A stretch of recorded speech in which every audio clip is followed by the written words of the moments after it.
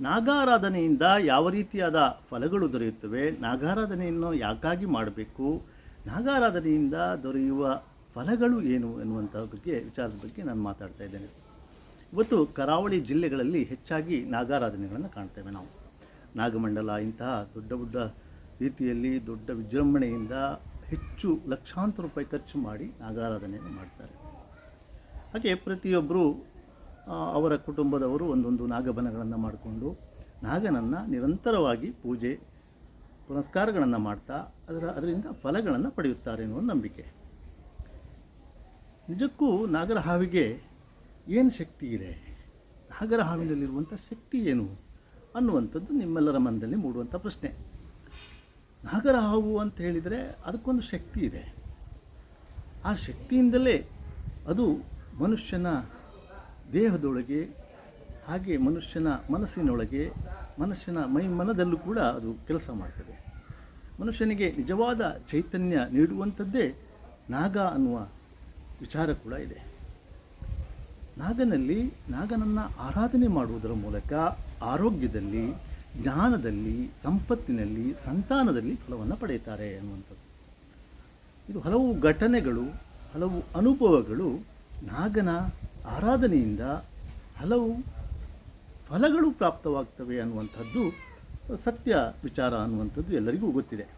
ಯಾಕಂತೇಳಿದರೆ ನಾಗನನ್ನು ಆರಾಧನೆ ಮಾಡುವುದರ ಮೂಲಕ ಭಕ್ತರು ಸಾಕಷ್ಟು ಫಲಗಳನ್ನು ಹೊಂದ್ತಾರೆ. ಇವತ್ತು ಸಂತಾನ ಇಲ್ಲದಿದ್ದವರು ಸಂತಾನ ಪಡೆದಿದ್ದಾರೆ, ಆರೋಗ್ಯವಿಲ್ಲದಿದ್ದರು ಆರೋಗ್ಯ ಪಡೆದಿದ್ದಾರೆ, ಹಾಗೆ ಸಂಪತ್ತು ಇಲ್ಲದಿದ್ದವರು ಸಂಪತ್ತನ್ನು ಹೊಂದಿದ್ದಾರೆ.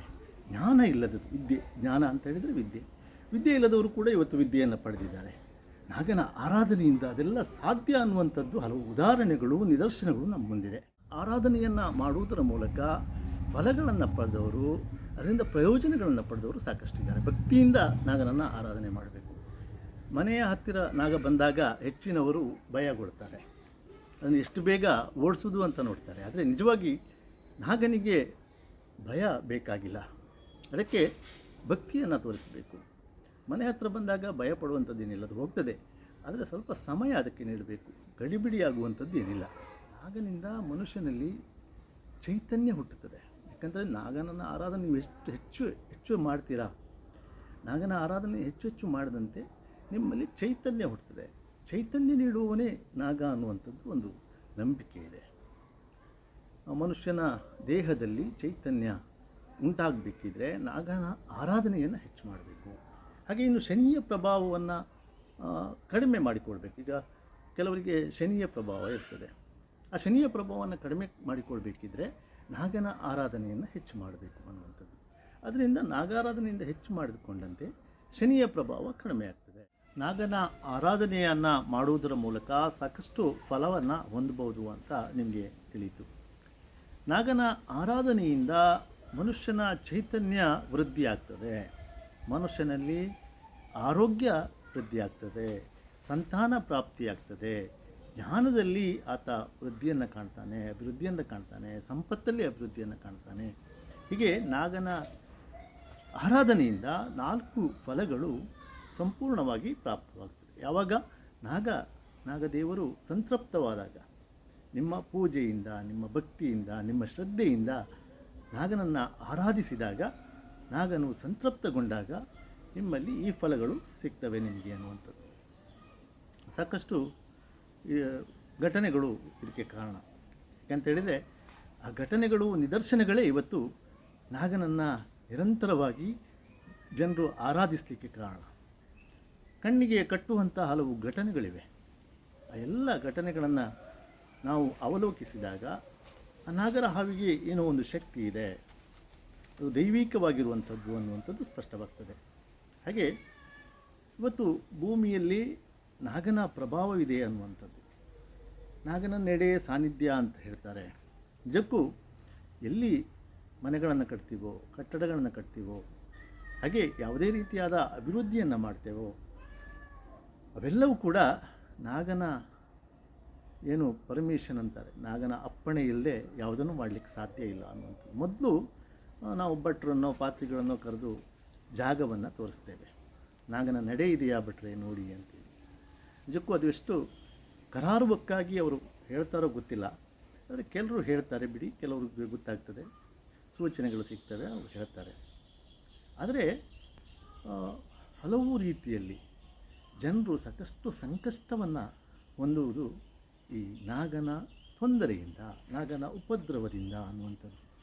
ಎಲ್ಲಿ ನಾಗನ ನಡೆ ಇದೆಯೋ ಅಲ್ಲಿ ಮನೆ ಕಟ್ಕೊಳ್ತಾರೆ, ಸಾಕಷ್ಟು ಸಮಸ್ಯೆಗಳನ್ನು ಅನುಭವಿಸ್ತಾರೆ ಅನ್ನುವಂಥದ್ದು. ನಾಗನ ಆ ಪ್ರಭಾವದಿಂದಲೇ ಸಮಸ್ಯೆಗಳು ಆರಂಭವಾಗ್ತದೆ ಅನ್ನುವ ನಂಬಿಕೆ ಇದೆ. ಅದರಿಂದ ಹೇಗೆ ಪರಿಹಾರ ಕಾಣುವುದು? ನಾಗನ ನಡೆ ಇಲ್ಲದ ಜಾಗ ನೋಡಿ ಮನೆ ಕಟ್ಟುವಂಥದ್ದು, ನಾಗನ ನಡೆಯನ್ನು ಪವಿತ್ರವಾಗಿ ಶುದ್ಧವಾಗಿ ಇಟ್ಟುಕೊಳ್ಳುವಂಥದ್ದು, ನಾಗಾರಾಧನೆ ನಾಗಮಂಡಲ ಮಾಡುವಂಥದ್ದು ನೋಡಿದ್ದೇವೆ. ಸಾಕಷ್ಟು ಲಕ್ಷಾಂತರ ರೂಪಾಯಿ ಖರ್ಚು ಮಾಡಿ ನಾಗಮಂಡಲ ಮಾಡ್ತಾರೆ.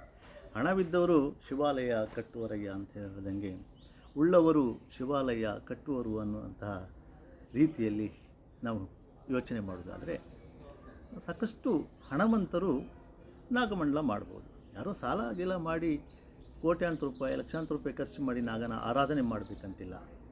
ಒಬ್ಬ ಬಡವ ಭಕ್ತನಿದ್ದರೆ ಆತ ಒಂದು ಕಾಡು ಹೂವನ್ನು ತೆಗೆದುಕೊಂಡು ಹೋಗಿ ನಾಗನಿಗೆ ಅರ್ಪಣೆ ಮಾಡಿದರೆ, ಭಕ್ತಿಯಿಂದ ಶ್ರದ್ಧೆಯಿಂದ ಅರ್ಪಣೆ ಮಾಡಿದರೆ ಅದು ದೊಡ್ಡದು. ನಾಗನಿಗೆ ಅಷ್ಟು ಸಾಕಾಗ್ತದೆ, ನಾಗನು ಸಂತೃಪ್ತನಾಗ್ತಾನೆ ಅನ್ನುವಂಥದ್ದು. ಹೆಚ್ಚಾಗಿ ಸಂಕ್ರಾಂತಿ, ಷಷ್ಠಿ, ಪಂಚಮಿ ಇಂತಹ ಮುಹೂರ್ತಗಳಲ್ಲಿ ನಾಗನಿಗೆ ಆರಾಧನೆಯನ್ನು ಮಾಡ್ತೇವೆ. ನಾಗರ ಪಂಚಮಿ ಮಾಡ್ತೇವೆ. ಹಾಗೆ ಹಲವಾರು ರೀತಿಯ ಸೇವೆಗಳಿವೆ ನಾಗನಿಗೆ ತನು ಹಾಕುವುದು, ಹಾಗೆ ಆಶ್ಲೇಷ ಬಲಿ, ನಾಗಮಂಡಲ, ಹೀಗೆ ನಾಗ ಸಂಸ್ಕಾರ, ಇಂಥ ಹಲವು ರೀತಿಯಾದ ಸೇವೆಗಳಿವೆ. ನಾಗನಿಗೆ ಇಷ್ಟವಾದಂತಹ ಕದಳಿ ಬಾಳೆಹಣ್ಣನ್ನು ನೀಡುವಂಥದ್ದು ಸೇವೆಯಾಗಿ, ಹಾಗೆ ಅವನಿಗೆ ಬೇಕಾಗುವ ಸಂಪಿಗೆಯಂತಹ, ಮಲ್ಲಿಗೆಯಂತಹ ಪರಿಮಳಭರಿತ ಹೂವನ್ನು ಅರ್ಪಿಸುವಂಥದ್ದು, ಎಳನೀರನ್ನು ಅರ್ಪಿಸುವಂಥದ್ದು. ನಾಗನಿಗೆ ಇವೆಲ್ಲ ಶ್ರೇಷ್ಠ. ನಾಗನ ಆರಾಧನೆಯಲ್ಲಿ ಹೆಚ್ಚಾಗಿ ಪರಿಮಳಭರಿತ ಹೂವನ್ನು ಆತ ಇಷ್ಟಪಡ್ತಾನೆ. ನಾಗಗಳು ಹೆಚ್ಚಾಗಿ ಪರಿಮಳಭರಿತವಾದ ಹೂವುಗಳು ಇಷ್ಟಪಡ್ತವೆ. ಹಾಗಾಗಿ ಮತ್ತು ಈ ಸಂಗೀತವನ್ನು ಇಷ್ಟಪಡ್ತವೆ. ಈ ವಾದ್ಯ ಅಂತ ಹೇಳ್ತೀವಿ, ಈ ವಾದ್ಯ, ಇಂತಹ ಸಂಗೀತಗಳನ್ನು ತುಂಬ ಇಷ್ಟಪಡ್ತವೆ. ಹಾಗಾಗಿ ನಾಗಾರಾಧನೆಯ ಸಂದರ್ಭದಲ್ಲಿ ಸಂಗೀತದೊಂದಿಗೆ, ಇವೆಲ್ಲ ಪರಿಮಳಭರಿತ ಹೂವುಗಳೊಂದಿಗೆ, ಹಾಗೆ ವೀಳ್ಯದೊಂದಿಗೆ ಪೂಜೆಯನ್ನು ನೀಡಿದಾಗ ನಾಗನು ಸಂತೃಪ್ತನಾಗ್ತಾನೆ. ಅರಿಶಿಣ ಕೂಡ ಆತನಿಗೆ ತುಂಬ ಇಷ್ಟ.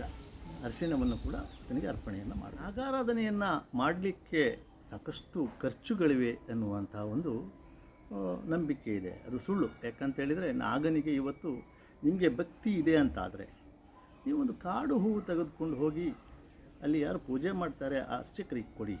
ಭಕ್ತಿಯಿಂದ ಕೊಟ್ಟಾಗ ನಾಗನಿಂದ ಫಲವನ್ನು ಪಡಿಬೋದು. ನಾಗನಿಂದ ಫಲವನ್ನು ಪಡಿಬೋದು. ನೀವು ಭಕ್ತಿಯಿಂದ ನಾಗನಿಗೆ, ಅವನಿಗೇನು ಇಷ್ಟ ನೋಡಿ, ಹೂವು, ಹಣ್ಣು, ಫಲ, ಪತ್ರ, ಪುಷ್ಪ, ಜಲ, ಇದು ನಾಗನಿಗೆ ಇಷ್ಟ. ಹಾಗಾಗಿ ಅದನ್ನು ನೀವು ಅರ್ಪಣೆ ಮಾಡ್ತೀರೋ, ಭಕ್ತಿಯಿಂದ ಅರ್ಪಣೆ ಮಾಡ್ತೀರೋ, ಅದು ನಾಗನಿಗೆ ಇಷ್ಟವಾಗ್ತದೆ. ಹಾಗಾಗಿ ನಾಗದೇವರ ಆರಾಧನೆಯಲ್ಲಿ ದೊಡ್ಡ ಮಟ್ಟದ ಖರ್ಚಿನ ಅವಶ್ಯಕತೆ ಇಲ್ಲ. ನೀವು ಖರ್ಚು ಮಾಡಬೇಕಂದ್ರೆ ನಿಮ್ಮ ಹತ್ರ ಬೇಕಾದಷ್ಟು ಇದ್ದರೆ ಖರ್ಚು ಮಾಡಿ. ಆದರೆ ನಾಗನನ್ನು ನಿಜವಾಗಿ ಒಲಿಸಿಕೊಳ್ಳಬೇಕು ಅಂತಾದರೆ ನಿಮ್ಮಲ್ಲಿ ಭಕ್ತಿ ಇರಬೇಕು. ಭಕ್ತಿಯಿಂದಲೇ ನಾಗನನ್ನು ಒಲಿಸಿಕೊಳ್ಬೇಕು.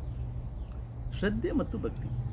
ನೀವು ಪೂಜೆ ನಡೆಯುವ ಸ್ಥಳಕ್ಕೆ ಹೋಗ್ತೀರಿ ಅಂತಾದರೆ ಅದು ಶ್ರದ್ಧೆ, ಆ ಒಂದು ಶ್ರಮ. ಆ ಶ್ರಮ ಇದ್ದಾಗ ಮಾತ್ರ ಭಕ್ತಿಗೊಂದು ಬಲ ಬರ್ತದೆ. ಹಾಗೆ ನಾಗನ ಆರಾಧನೆಯನ್ನು ಯಾಕೆ ಮಾಡಬೇಕು ಅಂತಾದರೆ, ಮನುಷ್ಯನ ಜೀವನದಲ್ಲಿ ಈ ಭೂಮಿಗೆ ಒಡೆಯ ಅನ್ನುವಂಥದ್ದು ಒಂದು ಮಾತಿದೆ. ಈ ಭೂಮಿಯನ್ನು ಕಾಯುವವನು ನಾಗದೇವರು ಭೂಮಿಯನ್ನು ಕಾಯ್ತಾನೆ ಅಂತ. ಒಂದೊಂದು ಭೂಮಿಯ ಒಂದೊಂದು ಭಾಗವನ್ನು ಒಂದೊಂದು ನಾಗಗಳು ಕಾಯ್ತವೆ ಅನ್ನುವಂಥ ನಂಬಿಕೆ ಹಿಂದಿನಿಂದ ಇದೆ. ಹಾಗೆಯೇ ಆ ಕಾಯುವ ನಾಗ, ಎಲ್ಲಿ ನಾವು ವಾಸ ಮಾಡ್ತೇವೆ ನೋಡಿ, ಅಲ್ಲಿ ಕೆಲವೊಂದು ನೆಲೆಗಳು, ಸಾನ್ನಿಧ್ಯಗಳು ಇರುತ್ತವೆ ಅನ್ನುವಂಥದ್ದಿದೆ. ಅದು ಕೂಡ ಕೆಲವೊಂದು ಘಟನೆಗಳಿಂದ, ಅನುಭವದಿಂದ ಸತ್ಯ ಅನಿಸ್ಕೊಂಡಿವೆ. ಮತ್ತು ಅದಕ್ಕೂ ಕೂಡ ಸಾಕಷ್ಟು ನಿದರ್ಶನಗಳಿವೆ. ಈ ನಾಗನ ನಡೆಯಲ್ಲಿ ಮನೆಯನ್ನು ಕಟ್ಟಿದರೆ, ನಾಗನ ನಡೆ ಮನೆಯೊಳಗೆ ಬಂದರೆ ಸಮಸ್ಯೆಗಳು ಹೆಚ್ಚು ಅನ್ನುವಂಥ ಒಂದು ನಂಬಿಕೆ ಇರುವಂಥದ್ದು. ಆದರೆ ನಾಗನ ನಡೆ ಮನೆಯೊಳಗೆ ಬಂದಂಥ ಯಾವ ರೀತಿಯ ಸಮಸ್ಯೆಗಳಾಗ್ಬೋದು?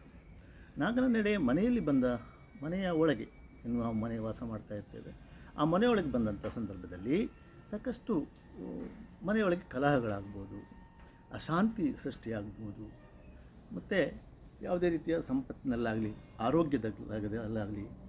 ಆರೋಗ್ಯದಲ್ಲಾಗಲಿ, ಜ್ಞಾನದಲ್ಲಾಗಲಿ, ಸಂತಾನದಲ್ಲಾಗಲಿ ಸಮಸ್ಯೆಗಳು ಕಾಣಿಸ್ಕೊಳ್ಬೋದು. ಹಾಗೆ ಇಂಥೆಲ್ಲ ಸಮಸ್ಯೆಗಳಿಗೆ ಕಾರಣ ಆ ನಾಗನಡೆ. ನಾಗ ಏನು ತಿರುಗ್ತಾನೆ ನೋಡಿ, ನಾಗನು ಪ್ರತಿನಿತ್ಯ ನಡೆದಾಡುವ ದಾರಿಯನ್ನು ನಾಗನಡೆ ಅಂತ ಹೇಳ್ತೇವೆ. ಅದು ತಿರುಗಾಡುವ ದಾರಿ. ಅದನ್ನು ನೋಡಿ ಮನೆ ಕಟ್ಟಬೇಕು. ಸಾನ್ನಿಧ್ಯ ಇದ್ದರೆ ಅದನ್ನು ನೋಡಿ ಮನೆ ಕಟ್ಟಬೇಕು. ನಾಗನಡೆಯಲ್ಲಿ ಮನೆ ಕಟ್ಟಿದರೆ ಸಮಸ್ಯೆಗಳು ಇದೆ. ಹಾಗೆ ಈ ಪಾತ್ರೆ ತೊಳೆಯುವ ನೀರು, ಹಾಗೆ ಬಟ್ಟೆ ತೊಳೆಯುವ ನೀರು, ಯಾವುದು ನಾಗನಡೆಯಲ್ಲಿ ಹೋದಾಗ ಅದು ಅಶುದ್ಧ ಆಗುತ್ತೆ, ಅದರಿಂದ ಸಮಸ್ಯೆಗಳು ಹೆಚ್ಚಾಗ್ತವೆ ಅನ್ನುವಂಥದ್ದು. ಮನುಷ್ಯನಿಗೂ ಈ ನಾಗದೇವರಿಗೂ ಸಾಕಷ್ಟು ಹತ್ತಿರದ ಸಂಬಂಧ ಇದೆ ಅನ್ನೋದು ನನ್ನ ಅನಿಸಿಕೆ ಮತ್ತು ಅನುಭವ. ಯಾಕಂತ ಹೇಳಿದರೆ, ನಾಗನ ಆರಾಧನೆಯನ್ನು ಮಾಡಿದಂತೆ ನಿಮ್ಮಲ್ಲಿ ಹೆಚ್ಚಿನ ಚೈತನ್ಯ ಮೂಡ್ತದೆ, ಆರೋಗ್ಯ ಉಂಟಾಗ್ತದೆ, ನಿಮ್ಮಲ್ಲಿ ಸಾಕಷ್ಟು ಬದಲಾವಣೆಗಳು ಕಾಣ್ತವೆ. ನಾಗನನ್ನು ನಿರಂತರವಾಗಿ ಆರಾಧನೆ ಮಾಡುವವರಲ್ಲಿ ಆ ಅನುಭವಗಳಾಗಿವೆ. ಹಾಗಾಗಿ ನಾನು ಹೇಳ್ತಾ ಇದ್ದೇನೆ, ಸಾಕಷ್ಟು ಅನುಭವಗಳ ಆಧಾರದ ಮೇಲೆ, ಸಾಕಷ್ಟು ಘಟನೆಗಳ ಆಧಾರದ ಮೇಲೆ ನಾಗನಿಗೆ, ನಾಗರ ಹಾವು ಅಥವಾ ನಾಗರ ದೇವರಿಗೆ ಶಕ್ತಿ ಇದೆ ಅಂತೇಳಿದರೆ, ನಾಗನನ್ನು ನಿರಂತರವಾಗಿ ಆರಾಧಿಸಿಕೊಂಡು ಬರುವುದರಿಂದ ಅದೆಷ್ಟೋ ಜನರಿಗೆ ಸಂತಾನ ಪ್ರಾಪ್ತಿಯಾಗಿವೆ, ಸಂಪತ್ತು ಪ್ರಾಪ್ತಿಯಾಗಿವೆ, ಜ್ಞಾನ ಪ್ರಾಪ್ತಿಯಾಗಿವೆ, ಆರೋಗ್ಯ ಪ್ರಾಪ್ತಿಯಾಗಿವೆ. ಹಾಗಾಗಿ ಕರಾವಳಿ ಜಿಲ್ಲೆಗಳಲ್ಲೇ ಏಕೆ ಹೆಚ್ಚಾಗಿ ನಾಗನನ್ನು ಆರಾಧಿಸುತ್ತಾರೆ ಅನ್ನೋದು ನಿಮ್ಮ ಪ್ರಶ್ನೆ ಇರ್ಬೋದು. ಆದರೆ ಹೆಚ್ಚಾಗಿ ಯಾಕೆ ಆಚರಿಸ್ತಾರೆ ಅಂತೇಳಿದ್ರೆ, ಇದು ಪರಶುರಾಮನ ಸೃಷ್ಟಿ ಅನ್ನುವಂಥದ್ದು. ಪರಶುರಾಮನ ಸೃಷ್ಟಿ ಆದ್ದರಿಂದ ನಾಗನನ್ನು ಹೆಚ್ಚಾಗಿ ಆಚರಿಸ್ತಾರೆ, ಆರಾಧಿಸಲ್ಲ. ಉತ್ತರ ಕರ್ನಾಟಕ, ಉತ್ತರ ಭಾರತದಲ್ಲಿ ನಾಗನ ಬಗ್ಗೆ ಅಷ್ಟೊಂದು ನಂಬಿಕೆ ಇಲ್ಲ. ಕೆಲವು ಕಡೆ ಅದನ್ನು ಕೊಲ್ಲುವವರು ಇದ್ದಾರೆ. ಎಲ್ಲಿ ನಾಗರ ಹಾವು ಬಂತು ಅದನ್ನು ಕೊಲ್ಲುವವರು ಹೆಚ್ಚಾಗಿ ಇದ್ದಾರೆ. ಹಾಗೆ ನಂಬಿಕೆ ಕೂಡ ಕಡಿಮೆ, ಆರಾಧನೆ ಕೂಡ ಕಡಿಮೆ. ಆದರೆ ಕರಾವಳಿಯಲ್ಲಿ ನಾಗನ ಬಗ್ಗೆ ವಿಶೇಷವಾದ ಭಕ್ತಿ ಇದೆ. ಜನರು ವಿಶೇಷವಾಗಿ ಕಾಣ್ತಾರೆ. ನಾಗನ ಪ್ರತಿಯೊಂದು ನಾಗಬನಗಳನ್ನು ಮಾಡಿಕೊಂಡು ನಿರಂತರವಾಗಿ ಪೂಜೆ ಪುನಸ್ಕಾರ ಮಾಡುವುದರ ಮೂಲಕ ತಮ್ಮ ಇಷ್ಟಾರ್ಥಗಳನ್ನು ನೆರವೇರಿಸಿಕೊಳ್ತಾರೆ. ಹಾಗಾದರೆ ಈ ನಾಗರ ಹಾವು ನಿಜಕ್ಕೂ ಶಕ್ತಿ ಇರುವಂಥದ್ದ ಅನ್ನುವಂಥ ಪ್ರಶ್ನೆ ನಿಮ್ಮಲ್ಲಿ ಮೂಡ್ಬೋದು. ಯಾಕಂದರೆ ಹಲವು ರೀತಿಯ ಅನುಭವಗಳು, ಹಲವು ರೀತಿಯ ಘಟನೆಗಳು ನಾಗನ ಹಾವಿಗೆ ನಿಜವಾಗಿ ಶಕ್ತಿ ಇದೆ ಅನ್ನುವಂಥದ್ದನ್ನು ನಿರೂಪಿಸ್ತದೆ.